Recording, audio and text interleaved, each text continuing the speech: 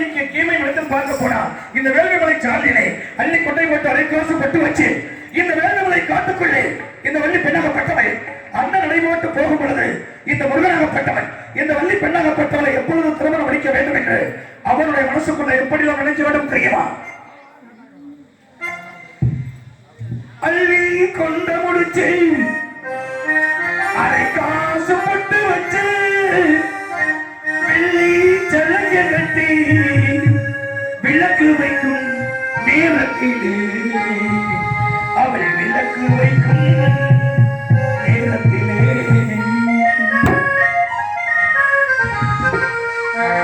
பட்ட வண்ண சிட்டு படகு முறையை விட்டு பட்ட வண்ண சிட்டு படகு முறையை விட்டு பார்த்தது முழுவதை அண்ணனை போட்டு பார்த்தது முழுவதை அண்ணனை போட்டு பட்ட வண்ண சிட்டு படகு முறையை விட்டு பட்ட வண்ண சிட்டு படகு முறையை விட்டு பார்வது யாரையே அண்ணனை போட்டு பார்வது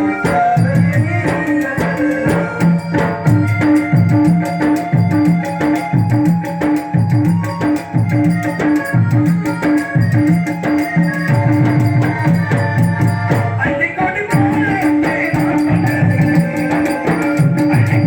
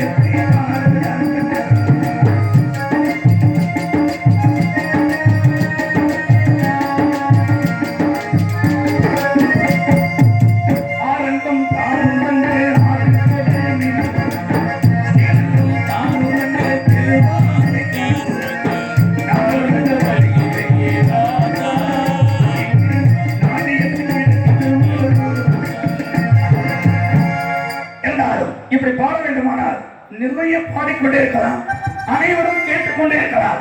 இருந்தாலும் கதைக்கு வர வேண்டும் என்ற காரணத்தினாலே யார் யார்கிட்ட என்ன விஷயம் இருக்கு கேட்டா, இன்று வந்திருக்கக்கூடிய திண்டுக்கலை சேர்ந்த முருகவள்ளி அவர்கள்ட்ட என்ன விஷயம் இருக்கு, இந்த நகைச்சுவை நடிகர் பபுன் வந்திருக்கிறாரே அவர்கிட்ட என்ன விஷயம் இருக்கு அப்படிங்கிறத நான் பார்க்கலாம் போறேன். அப்படி இருக்கின்ற காரணத்தினால் பாடல்கள் நிறைய பாடிக்கொண்டிருக்கலாம். அறிந்தேன் எனது பாட்டனாரை இரு பிள்ளைகளாகிய அமிர்தவல்லி சுந்தரவல்லி என்று சொல்லக்கூடிய அமிர்தவல்லி என்பவள் தெய்வானை, சுந்தரவல்லியாகப்பட்டவள் வேள்விமலை காட்டுக்குள்ளே நம்பிராஜிடத்திலே சுதந்திரமாக வாழ்ந்து கொண்டிருக்கிறார். அன்னவளை அந்த முருகனுக்கே திருமணம் முடிக்க வேண்டும் என்ற காரணத்தினாலே சுந்தரம் நிறைந்ததும் பொன்சிறந்த மங்கை இவள் இந்த உலகிற்கு ஏன் வந்தார்.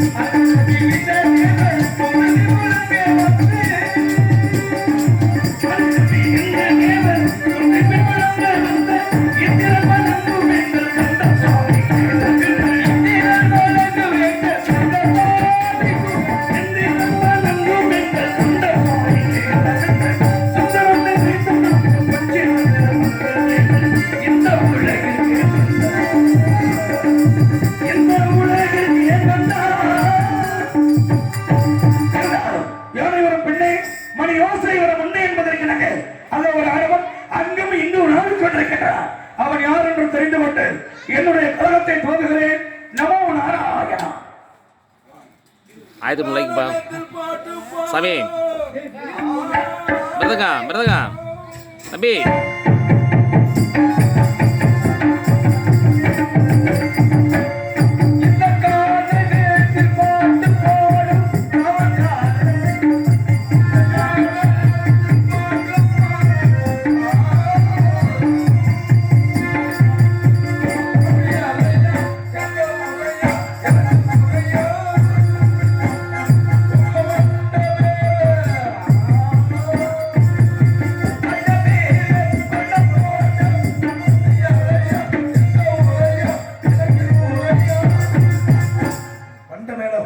சாமி யாரையா எனக்கு கூறையா, நம்ம இடத்துக்கு யாரோ சாமி இருந்திருக்கிறார்.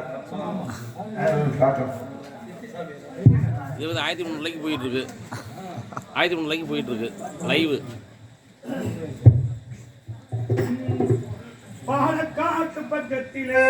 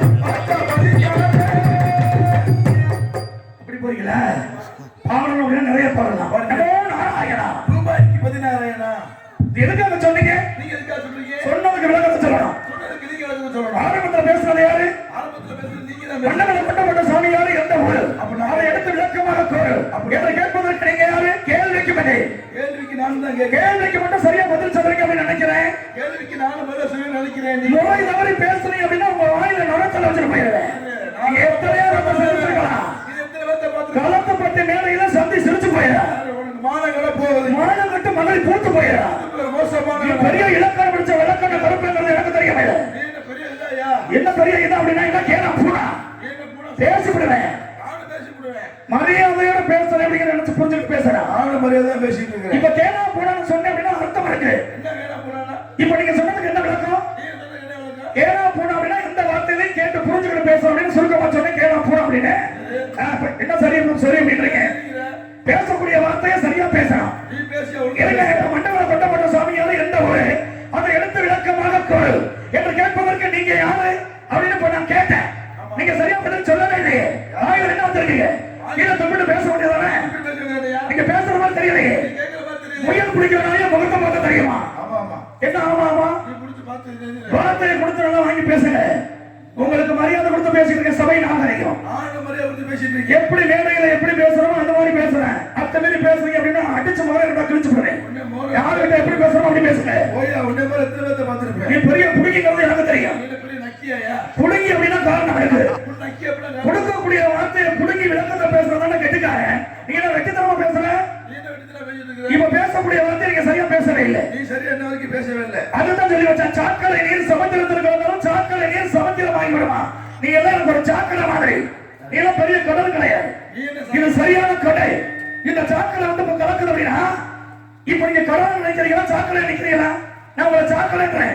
நான் சாக்கடையா எடுத்துட்டு போறேன். எந்த முறையில சாக்கடை? அப்ப ஒத்துக்கிறீங்க. நீ எந்த கடல் சாக்கு கடலுங்கிற? இருங்க இப்ப ஏன் இதுக்காக சொல்ல அப்படின்னா சின்ன வாய்க்கால ஓடக்கூடிய தண்ணி சாக்கடை தண்ணி. சமுத்திரம் என்று சொல்லக்கூடியது வற்றாத நதி கடல். இந்த கடல் தண்ணியில சின்ன சாக்கடை தண்ணி கலந்துச்சு அப்படின்னா அந்த சாக்கடை தண்ணின்னு சொல்ல முடியுமா? கடல் தண்ணின்னு சொல்ல முடியுமா? கடல் தண்ணி சொல்ல முடியும். எந்த முறையில சொல்லுங்க பார்ப்போம். ஆமா சலதார விழுநீர் தாகரம் தன்னை சேர்ந்தால் தன் குலமென்று கொள்வதை குறைகளை வெறுப்பதுண்டோ அப்படின்னு இருக்காங்க. இப்ப நீங்க சொன்னது என்னது? நீங்க சம்பந்தப்பட்ட பேசுறீங்க. நீங்க சம்பந்தத்தோட பேசணும். நான் என்ன சொன்னேன்? இது சரியான வற்றாத நதி கடல்.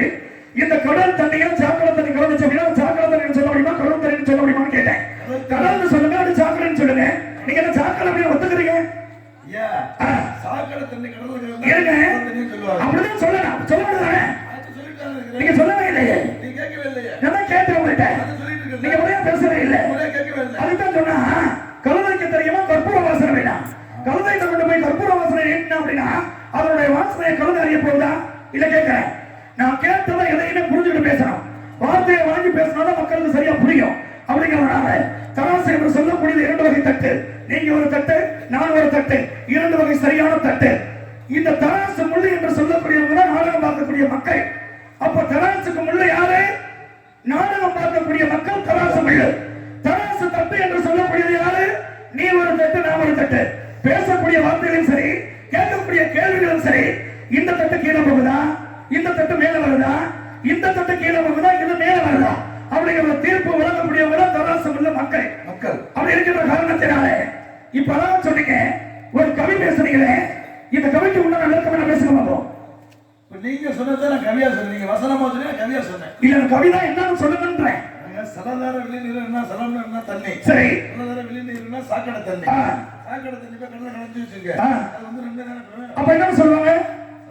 நல்ல தண்ணி தான் கடல் தான் சொல்லுவாங்க. அப்படி சொல்லுவாங்க. அப்படி சொல்லணும் இல்ல. அப்ப நீ வசனமா சொன்னா கவியா சொன்னேன். கேட்ட கேள்வியை கேட்டா பட்டு பட்டு அடிக்கிற பதில். ஒப்புடன் முகமலர்ந்து உபசரித்து உண்மை பேசி உப்பில்லா கூறிட்டால் உண்பது அபதமாகும். முப்படம் போடும் சேர்த்து பால் அன்னமும் சேர்த்து முகம் கழித்துட்டு வர ஐயர் கப்பிய பசி கடும் பசி உண்டாங்க அப்படின்றாங்க. அழகா பேசுறீங்க. ஒப்புடன் முகமலர்ந்து உபசரித்து உண்மை பேசி உப்பில்லா கூறிட்டால் உண்பது அபதமாகும். முப்படமோடு பால் அன்னம் முகமடுத்து இடுவாராகி கப்பிய பசியோட விடமசி ஆகந்தாய் என்று அழகா எழுதி வச்ச அழகான ஒரு கவி. இப்ப முப்படங்கள் அப்படின்னா என்ன விளக்கம்? மாப்பழா வாழை. மாப்பழா வாழை என்று சொல்லக்கூடிய முக்கணி மூன்று வகை கனி. ஆமா. இதுல சிறந்த கனி எது? மூணுமே சிறந்த கனி தான். இல்ல அப்படின்னு சொல்ல முடியாது. நான் சந்திக்கக்கூடிய ஆளை சந்திக்கப்படுது நான் பேசிக்கிறேன். அவங்கள்ட்ட என்ன விஷயம் இருக்கு அப்படின்னு. அப்படிங்கிறதுனால இந்த இடத்துல அழகான ஒரு கவியை சொன்னீங்க. ஒப்புடன் முகமலர்ந்து உபசரித்து உண்மை பேசி, அதாவது ஒரு விருந்துக்கு போற வச்சுக்கோங்களேன். அப்ப அந்த வீட்டுல உள்ளவங்க விருந்தாளியை போகக்கூடியவங்களுக்கு என்ன செய்யணும்? வாங்க முக மலர்ச்சியோட வாங்க வரவேற்பு கொடுக்கணும். அதான் ஒப்புடன் முகம் மலர்ந்து உபசரித்து உண்மை பேசி. உபசரிக்கக்கூடியது என்ன? வாங்க நல்லா இருக்கீங்களா? நல்லா இருக்கீங்களா? வீட்டுல நல்லா இருக்காங்களா? அப்படிங்கிறத உபசரிக்கிறது. அதான் உப்புடன் முகமலர்ந்து பேசணும். இப்ப அழகா பேசுறீங்க. உப்புடன் முகமலர்ந்து உபசரித்து உடனே பேசி உப்பில்லா குறித்தாலும் உண்பதை அமிர்தமாக சொன்னீங்க. இப்ப நான் சொல்றேன், அல்லது ஒரு வினைவோ அன்னை வயிற்றில் பிறந்த தொல்லைவோ போகா தேரவோ நெல்லு கணபதிய மாமரனை கோபுரத்தில் வீட்டிருக்கும் அந்த கணபதியை கை கொடுத்த காலத்தில் விநாயகனுக்கு பெருமை சேர்த்தான். பேசுங்க பாப்போம். ஆபத்துக்கு உதவாத பிள்ளையும் ஒரு பசிக்கு உதவாத அன்னமும் தாபத்தை தீரா தண்ணீரும் தரித்திரமறியா பெண்ணீரும் கோபத்தை கொள்ள வேணும் குறுமுடி சொல்ல சீரனும் பாவத்தை தீரா தீர்த்த பயனில்லை. அதே சமயத்தில் எப்படியே சொல்லி வச்சாங்க, ஆறாம் கொண்ட மணிமாரவா அயோத்தி மாநகரத்தை ஆளக்கூடிய அண்ணாவைக்கு ஈரமும் இருக்க மரமும் இருக்க இலை உதர்வது ஏண்டா அப்படின்னு சொல்லி ராமன்கிட்ட போய் லட்சுமணன் கேட்டாங்க ராமாயணத்துல. அதை தொட்டு பேசுவோம். பேசுங்க பாப்போம். பேசுங்க. என்ன பேசுறீங்க? நான் தான் நீங்க ஒரு கவியை பேசுறீங்க, ஒரு கவியை தொட்டு விட்டேன். அதுக்கு எதிர் கவி தெரிஞ்சா பேசுங்க, பாடுங்க. பேசுங்க பாப்போம். நான் கேட்டதுன்னா பதில் சொல்லவே இல்லை. இருங்க, கவி பேசுறேன், நான் பேசிட்டேன். அப்போ அதுக்கு எதிர் கவி தெரியுமான்னு கேட்டேன். தெரியும் அப்படின்றீங்க, பேசுங்க. ஜோதி இரண்டுடைய வேரிகளை சாப்பிட்டால் நீதி வளவால் நெறிமுறையை இட்டார் பெரியோர் எண்ணிக்குளத்தோர் பட்டாகி உள்ளவர் என்ற நாளையர் எழுதி வைத்தானே, அதற்கு எதிர்கவி பேசுங்க பார்ப்போம். இருக்கட்டும், அது ஒரு பக்கம் இருக்கட்டும். இப்ப அதான் பேசுறீங்க மண்டபம் கொண்டு போட்ட என்ன விஷயத்துக்கு வருவோம். மண்டபம் கொண்டு போட்ட சாமியார எந்த ஒரு எழுத்து விளக்கமான பொருள் என்று கேட்பதற்கு நீங்க யார் அப்படின்னு கேட்டேன். அதுக்கு நீங்க சரியான முறையான பதில் சொல்லவே இல்லை. நமோ நாராயணா அப்படின்னு சொன்னது நாடு. அதற்கு எதிர்ப்புறமான எதற்காக உபாய்க்கப்பட்ட நாராயணா அப்படின்னு சொன்னது நீங்க சொன்னதுக்கு உண்டான விளக்கம் என்ன? நீங்க சொன்ன விளக்கம் சொல்ல மாட்டீங்க. பயப்படுறீங்க நினைக்கிறேன். அரண்டவனுக்கு இந்த களத்துப்பட்டு வேலைகளும் இருந்த, அதாவது அரண்டவனுக்கு இருந்ததெல்லாம் பயமா தெரியுமா? ஒரு நாளை பார்த்து பயப்பட முடியாது, கூடாது. திறமை வேண்டும், தகுதி வேண்டும், தர வேண்டும். அப்போ நீங்க தரத்தோட பேசுறீங்க அப்படின்னு நான் ஒத்துக்கிறேன். அப்போ நீங்க சொன்னதுக்கு என்ன பதில் அப்படின்னா, நீங்க சொன்னதுக்கு விளக்கத்தை சொல்லுங்க, நான் சொல்றேன் அப்படின்னா.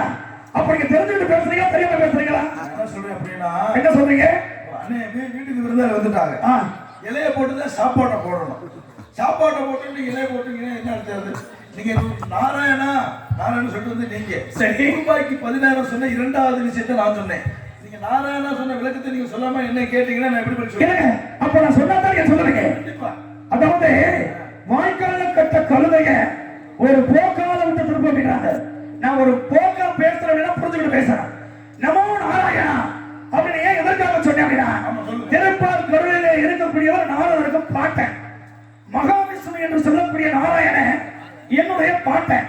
என்னுடைய பாட்டனை எந்த நேரத்திலும் நமோ நாராயணா நமோ நாராயணா நமோ நாராயணா என்ற முறைப்படி என்னுடைய பாட்டனை வணங்குவது வழக்கம். அதற்கு எதிர்ப்பதமாக எடுத்துக்காட்டாங்க ரூபாய்க்கு பதில் நாராயணா அப்படின்னு சொன்னது நீங்க. இதுக்கு உண்டான விளக்கம் என்னன்னு கேட்டேன். விளக்கத்தை நான் சொல்லுவேங்க, இருங்க. நான் சொல்லுங்க. நமோ நாராயணா உங்க பாட்டனை மட்டும் சொன்னீங்க, நாராயண ஸ்ரீம நாராயணன் மட்டும் சொன்னீங்க. ஆமா. ரூபாய்க்கு 16 ரூபாய் என்றால் லட்சுமி, 10 என்றால் புருஷன். லட்சுமியோட புருஷன் யாரு? மகாவிஷ்ணு. நீங்க உங்க பாட்டனை மட்டும் சொன்னீங்க, நான் உங்க பாட்டை சேர்த்து சொன்னேன். அழகான விளக்கம். என்ன பேச்சு பேசும்போது விளக்கத்தை கேட்கும் பொழுது இப்படி விளக்கத்தை சொல்லணும். அவன் தான் ஒரு கெட்டிக்காரன். இல்ல அப்படின்னு வச்சுக்கோங்களேன், வெட்டித்தனமான ஒப்படைக்காரன் சந்திச்சிருக்க அந்த மேடையில் அப்படின்னு நினைச்சிட்டு போயிருவேன். ஆனா கெட்டிக்காரன் அப்படி இருக்கிற காரணத்தினாலே இந்த இடத்துல ரூபாய் என்ற லட்சுமி. லட்சுமிங்கிறது யாரு? லட்சுமிக்கு ஒரு பெயர் செல்வம். செல்வத்துக்கு அதிபதியாகப்பட்டவர் என்னுடைய பாட்டி லட்சுமி. லட்சுமிக்கு 10 என்றால் புருஷன். அப்ப லட்சுமிக்கு புருஷன் யாரு? என்னுடைய பாட்டு நாராயணன். அப்ப என்னுடைய பாட்டனையும் பாட்டியை சேர்த்து நீ பிரம்மச்சாரியா சம்சாரியா? பிரம்மச்சாரி இல்ல, சம்சாரி. சம்சாரி. நான் ஒரு பிரம்மச்சாரி. பிரம்மச்சாரி அப்படின்னா காரணம் இருக்கு. எப்படி நீங்க சம்சாரி அப்படின்னீங்க? விளக்கத்தை சொல்லுங்க பாப்போம். சம்சாரி அப்படின்னா சொந்த விதத்தை அழைச்சி வந்து பத்திரிகை அடிச்சு பந்தல போட்டு மைக் செட்டு கட்டி செய்து ஒரு குடும்பத்தோடு இல்ல வாழ்க்கையை ஈடுபட்டு குழந்தை மனைவி பெற்று குழந்தைகளோட சந்தோஷமா இருக்கிறது சரியான பேச்சு. ஏன்னா விளக்கத்தை சொல்றேன். ஏன்னு கேட்டா, ஒரு ஆணும் பெண்ணும் இல்லறத்தில் ஈடுபட்டு ஒரு குழந்தை குட்டியோட குடும்பத்தோட இருக்கக்கூடியவங்க சம்சாரி. நான் ஒரு பிரம்மச்சாரி. இந்த பிரம்மச்சாரி அப்படின்னா அண்ணாசை பெண்ணாசை பொருளாசை மூன்றாசை எதிர்த்தவன் நான் ஒரு பிரம்மச்சாரி, நீங்க ஒரு சம்சாரி. விஷயத்துக்கு வாங்க பார்ப்போம். அப்ப நீங்க வந்து உங்களுக்கு 3 இல்லை, 3மே இல்லைங்கிறது உலகத்துக்கு தெரிஞ்ச விஷயம். உங்களுக்கு இருக்கா? எனக்கு இருக்கு. எங்க வச்சிருக்கீங்க? இங்க அப்படின்னா எங்கன்னு கேட்டேன். அப்படி சொல்லணும்ல. அப்ப மனசுக்குள்ள 3 இருக்கு. விளக்கம் கடமை கண்ணியே கட்டுப்பாடு அப்படி சொல்லணும். ஏன்னா ஒரு நாரதர் கேள்வியை கேட்டா ஒப்பனக்கார அப்படிதான் விளக்கம் சொல்லணும் மக்கள் முன்னாடி. ஏன்னா தவறான வார்த்தையில தவறு என்று சொல்லலாம். தவறான வார்த்தைகளை பேசவும் மாட்டேன், நீங்க பொய்யான வார்த்தைகளை சொல்ல மாட்டீங்க. 3 எங்க இருக்கு அப்படின்னா உங்களுடைய இதயத்துக்குள்ள இருக்கு. அப்ப இந்த 3 என்று சொல்லக்கூடிய விளக்கம் என்ன? கடமை கண்ணியம் கட்டுப்பாடு. இது யாருக்கு வேணும்? ஆண்களுக்கு. பெண்களுக்கு என்ன வேணும்? பெண்களுக்கு அச்சம் அச்சம் ஞானம் மனம் பைப்பு. சூப்பர். அழகான பேச்சு. அச்சம் மனம் ஞானம் பயிர்ப்பு என்று சொல்லக்கூடிய நான்கு கூட விஷயம் ஒரு பெண்ணாகப்பட்டவளுக்கு வேணும். அடுத்த விஷயத்துக்கு வாங்க. சரிங்க. உங்க அப்பா இது உங்க அப்பா யாருன்னு கேட்குறேன். எங்க அப்பா பேர் பிரம்மா. பிரம்மா என்ன பண்றாரு? படைக்கும் தொழில். என்னதை படிக்கிறார்? உலகத்தில் உள்ள 84 லட்சம் உயிருள்ள ஜீவராசி அனைத்து படைக்கக்கூடியது இவரது தந்தை பிரம்மாவுக்கு வேலை. எங்கப்பா எங்கப்பா எங்கப்பா எங்கப்பா எங்கப்பா முப்பை ஊருக்கு போனாரா சந்தைக்கு போனாலும் எனக்கு தெரியாது. அதாவது உங்க அப்பா பிழைக்கும் பொழுது எங்கப்பா எங்க போனாருன்னு அழகா கேட்டீங்க. இப்படி ஊருக்கு அதாவது இப்படி சொந்த வந்த மக்களுக்கெல்லாம் ஊருக்கே தெரியப்படுத்தி செய்யறது உங்க அப்பா கல்யாணத்தை ஒருத்தருக்கும் தெரியாம செய்யறது எங்கப்பா. உங்க ஆத்தா அண்டத்துல ஒரு பிண்டத்தை பிடிச்சு போடுறது எங்கப்பா. கண்டத்துக்கு உழைச்சது உங்கப்பா. மேல செய்யறது எங்கப்பா. கீழே செய்யறது உங்கப்பா. விதை போட்டவன் எங்கப்ப. தண்ணி பாய்ச்சலவே உங்கப்ப. பேசுங்க பாப்போம். அவங்க அம்மா யாரம்மா? அம்மா. எங்க அம்மாவை கேக்குறீங்க. எங்க அம்மாவை கேட்டு என்ன பண்ண போறீங்க? அப்பாவை கேட்டா முடிச்சிடணும். அம்மாவை கேட்டு என்ன பண்ண போறீங்க? ஆம்பளைனா பொம்பளை இருக்கணும். சரி. ஆண் பெண் சக்தி சிவன் புருஷன் பொண்டாட்டி சேர்த்து வைக்கிறீங்க. அல்ல சேர்த்து சொல்லணும்ல. இல்ல சேர்த்து சொல்லணும். சேர்த்து வைக்கிறீங்க. இப்ப எங்க அப்பா பேர் என்னன்னு கேட்டீங்க. பிரமாணம் சொல்லிட்டேன். எங்க அம்மா பேர் என்னன்னு கேட்டீங்க. கல்விக்குரியவர் கலைவாணி. கலவாணி பத்த பிள்ளை. கலவாணிக்கும் கலைவாணிக்கும் வித்தியாசம் இருக்கு. கலைவாணி. என்னுடைய தாயாகப்பட்டவர் நாவில் குடியிருக்கக்கூடியவர் கல்விக்குரியவர் கலைவாணி. கலைவாணி. ஆமா. அவங்க என்ன வேலை செய்யறாங்க? அதாவது ஒரு பெண்ணாகப்பட்டவர்களும் சரி ஒரு ஆண்களுக்கும் சரி நாவில் குடி இருக்கக்கூடியவர் பேசும் சக்தியை கொடுக்கக்கூடியது என்னுடைய தாய் கலைவாணிக்கு வேலை. கலைவாணி. ஆமா. அவங்க எதுல உட்கார்ந்துருக்காங்க? வெண்டாமரையா சிந்தாமரையா? சம்பந்தமில்லாத பேச்சு. அம்மாவுக்கு என்ன வேலை? பேசும் சக்தியை கொடுக்கக்கூடியதுன்னு சொல்லிட்டேன். செந்தாமரையா இருந்தாலும் வெந்தாமரையா இருந்தாங்க இல்ல கேட்கிறேன்.